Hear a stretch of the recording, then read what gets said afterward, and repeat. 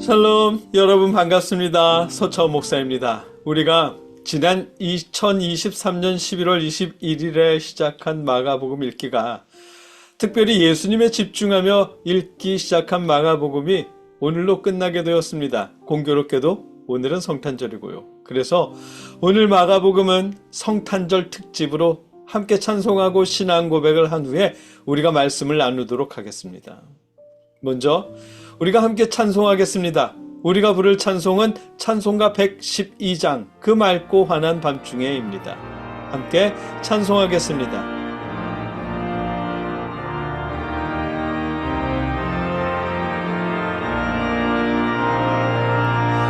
그 맑고 환한 밤중에 무천사 내려와 그 손에 빛파 들고서 다 찬송하기를 평강의 왕이 오시니 다 평안하여라.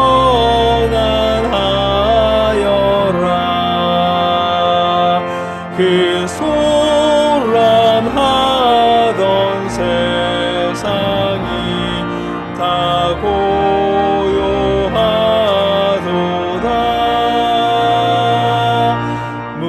무천사 날개 펴고서 이 땅에 내려와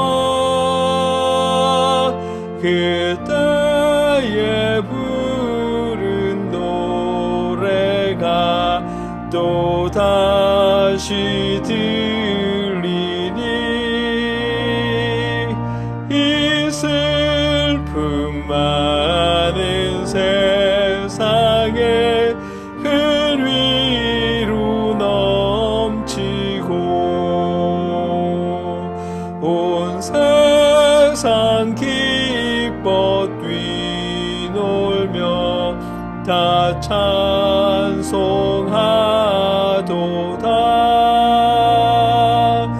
이 괴로움 많은 세상에 짐지고 가는 자 그 험한 주역 넘느라 온몸이 고하나 이 죄악 세상 살 동안 새 소망 가지고 저 천사 기쁜 찬송을 들으며 쉬어라. 옛 선지에 언행하여 베들레헴 성에 주 예수 탄생하시니 온 세상 구주라. 저 천사 기쁜 노래를 또다시 부르니 온 세상 사는 사람들 다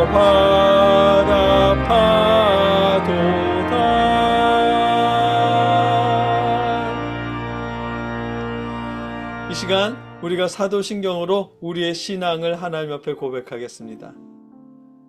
나는 전능하신 아버지 하나님 천지의 창조주를 믿습니다. 나는 그의 유일하신 아들 우리 주 예수 그리스도를 믿습니다. 그는 성령으로 잉태되어 동정녀 마리아에게서 나시고 본디오 빌라도에게 고난을 받아 십자가에 못 박혀 죽으시고 장사된 지 사흘 만에 죽은 자 가운데서 다시 살아나셨으며 하늘에 오르시어 전능하신 하나님 우편에 앉아 계시다가 거기로부터 살아있는 자와 죽은 자를 심판하러 오십니다. 나는 성령을 믿으며 거룩한 공교회와 성도의 교제와 죄를 용서받는 것과 몸의 부활과 영생을 믿습니다. 아멘. 함께 말씀을 나누겠습니다. 우리가 함께 읽고 나눌 하나님의 말씀은 마가복음 16장 15절로 20절까지의 말씀입니다. 제가 읽겠습니다. 또 예수께서 그들에게 말씀하셨다. 너희는 온 세상에 나가서 만민에게 복음을 전파하여라. 믿고 세례를 받는 사람은 구원을 얻을 것이요 믿지 않는 사람은 정죄를 받을 것이다. 믿는 사람들에게는 이런 표징들이 따를 터인데 곧 그들은 내 이름으로 귀신을 쫓아내며 새 방언으로 말하며 손으로 뱀을 집어들며 독약을 마실지라도 절대로 해를 입지 않으며 아픈 사람들에게 손을 얹으면 나을 것이다. 주 예수께서 그들에게 말씀하신 뒤에 하늘로 들려 올라가셔서 하나님의 오른쪽에 앉으셨다. 그들은 나가서 곳곳에서 복음을 전파하였다. 주님께서 그들과 함께 일하시고 여러 가지 표징이 따르게 하셔서 말씀을 확증하여 주셨다. 아멘. 예수님께서 부활하신 후에 제자들에게 그 사실을 알리셨습니다. 막달라 마리아를 통해서 또 고향으로 돌아가는 두 제자들을 통해서 다른 제자들에게 예수님의 부활 소식을 알리셨습니다. 그러나 다른 제자들은 그 소식을 듣고도 믿지 못했습니다. 그래서 예수님으로부터 꾸중을 들었습니다. 불순종해서 꾸중을 들은 것이 아니라 예수님의 부활의 소식, 그 복음을 믿지 않았기 때문에 꾸중을 들었습니다. 여러분, 예수님의 대속하심과 부활을 믿으십시오. 그래야 꾸중을 듣지 않습니다. 예수님은 부활의 소식을 믿지 않은 제자들을 꾸짖으신 후에 이렇게 명령하셨습니다. 너희는 온 세상에 나가서 만민에게 복음을 전파하여라. 믿고 세례를 받는 사람은 구원을 얻을 것이요 믿지 않는 사람은 정죄를 받을 것이다. 아멘. 예수 그리스도의 대속하심과 부활의 소식, 그 복음을 만민에게 전파하라고 명령하셨습니다. 그런데 예수님은 온 세상에 나가서 만민에게 복음을 전파하라고 명령하셨는데, 그리고 복음을 믿고 세례를 받는 사람은 구원을 얻는다고 말씀하셨는데, 요즘 대부분의 교회들에서는 예수님의 대속하심과 부활의 복음을 사순절에만 잠깐 언급하는 듯하죠. 복음은 치워두고 순종하면 복받고 성공한다, 부자 된다는 말이나 아니면 전도해서 교회를 채우라는 말을 주로 전하는 듯합니다. 간혹 보수 혹은 진보에 속한 자신의 정치 성향을 마치 하나님의 뜻인 양 드러내기도 하고요. 예수님은 하나님의 대속하심과 부활의 복음을 전하라고 명령하셨는데 교회에서는 이런 말들이 더 자주 들립니다. 아무렇지도 않은 듯 그런 설교들을 듣거나 또 선호하기도 하고요. 우리 성도님들은. 안타까운 일이죠. 물론 예수님의 대속하심과 부활의 복음을 믿는 일이 솔직히 돈 되는 일은 아닙니다. 그렇지 않은 것 같기는 해요. 복음이 우리의 월세를 해결해 주는 것도 아니고 자녀들의 학원비를 해결해 주는 것도 아니잖아요. 그리고 예수님의 대속하심과 부활의 복음을 믿지 않는 이웃집들도 부자로 잘만 살아가고 있고요. 그러다 보니까 예수님의 대속하심과 부활의 복음보다는 순종하면 복받고 성공한다는 말이나 열심히 충성하고 순종하면 부자 된다는 설교가 더 우리의 마음을 끌어당기는 것도 사실입니다. 그런 설교처럼 부자 되고 싶어서 목사님이 하는 말들을 다 따라하고 순종하려고 노력하는 분들도 계시고요.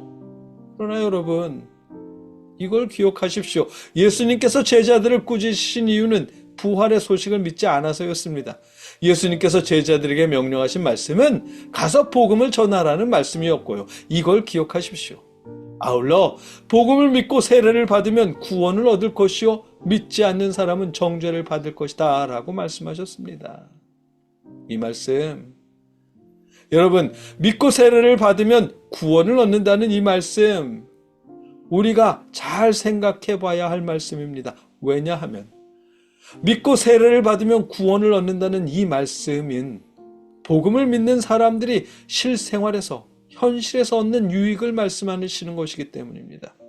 죽어서 천국에 가는 것만을 말씀하시는 것이 아니라 살아가는 동안에도 구원을 얻을 것이라는 약속이기 때문입니다. 무슨 뜻이냐면 이 말씀은 유대인들에게 먼저 하신 말씀이잖아요. 예수님께서 2000년 전에. 그리고 유대인들의 삶은 율법에 순종하면 복받고 불순종하면 벌받는다는 강박에 사로잡혀 있는 삶이었습니다. 그러다 보니 나병 환자, 혈루병 환자, 소경된 사람, 말 못하는 사람 등 몸에 장애가 있거나 질병이 있으면 유대인들은 무조건 하나님께 불순종했기 때문이라며 정죄했습니다. 예수님께서 복음을 믿고 세례를 받으면 구원을 얻는다는 말씀은 바로 그런 사람들에게 먼저 하신 말씀입니다. 그런 유대인들에게 먼저 하신 말씀입니다. 복음을 믿으면 그런 정죄로부터 구원을 얻을 수 있다고요.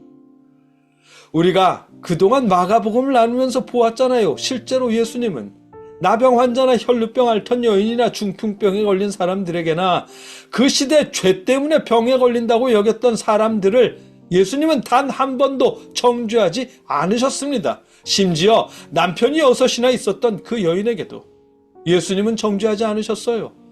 순종하면 복받는다, 불순종하면 벌받는다라고 주장하는 유대인들은 병든 사람이나 장애가 있는 사람들을 정죄했지만 예수님은 그들을 구원하셨습니다. 자신이 힘들고 병든 이유가 자신의 죄 때문인지 아니면 조상의 불순종 때문인지 이런 고민과 정죄로부터 구원하셨다고요. 이 구원이 바로 복음을 믿는 사람들이 얻게 되는 삶에서의 유익이고 구원입니다. 우리도 그러잖아요. 순종하면 복받는다. 순종하면 부자 된다. 순종하면 성공한다 라는 말에 익숙하다 보니까 이렇게 하는 건 죄일까 저렇게 하는 건 불순종 아닐까 이런 고민에 빠져서 살잖아요. 이런 직장에 가는 건 하나님의 뜻일까? 이 사람과 결혼하는 게 하나님의 뜻일까? 이런 고민하잖아요. 뭔가 좀 막히는 것 같고 어려운 일이 닥쳤을 땐 내가 어떻게 하는 게 하나님의 뜻일까? 내가 불순종해서 이런 괴로움을 겪는 건 아닐까라면서 옴싹달싹 못하고요. 그런데 예수님의 대속하심과 부활의 복음을 믿으면 이런 고민으로부터 구원을 받을 수 있습니다. 왜냐하면 원래부터 우리는 죄인이었고 그런 우리가 죄인이었던 우리를 위해 예수님이 대신 죽으셨고 부활하셨기 때문입니다. 예수님은 우리를 죄로부터 대속하셨고 부활하셨는데 그 복음을 믿는 우리가 이게 죄일까 저게 죄일까 이런 고민을 계속할 필요가 없어지는 것이잖아요. 반대로 복음을 믿지 않으면 여전히 그러한 정죄에서 벗어나지 못하게 되는 것이고요. 이것이 바로 복음을 믿어서 우리가 얻는 현실에서의 유익입니다. 예수님의 대속하심과 부활의 복음을 믿으십시오. 그리고 자유하십시오. 이웃을 착취하고 억압하는 일이 아니라면 무슨 일을 하는 직장이든 망설이지 말고 지원하십시오. 열심히 일하시고요. 쾌락과 탐욕과 향락 등 하나님의 성전인 육체를 더럽히고 병들게 하는 일이 아니라면 어떤 일이든 여러분이 하기 원하는 일에 도전하십시오. 혹여 도전하는 길에 어려움을 겪더라도 이게 불순종의 대가일까? 하나님의 뜻이 아니어서 이런 어려움을 겪는 것일까? 이런 고민에 두려워하지 마시고 여러분을 위해 십자가에 죽으시고 부활하신 예수님을 믿으십시오. 다시 일어서십시오.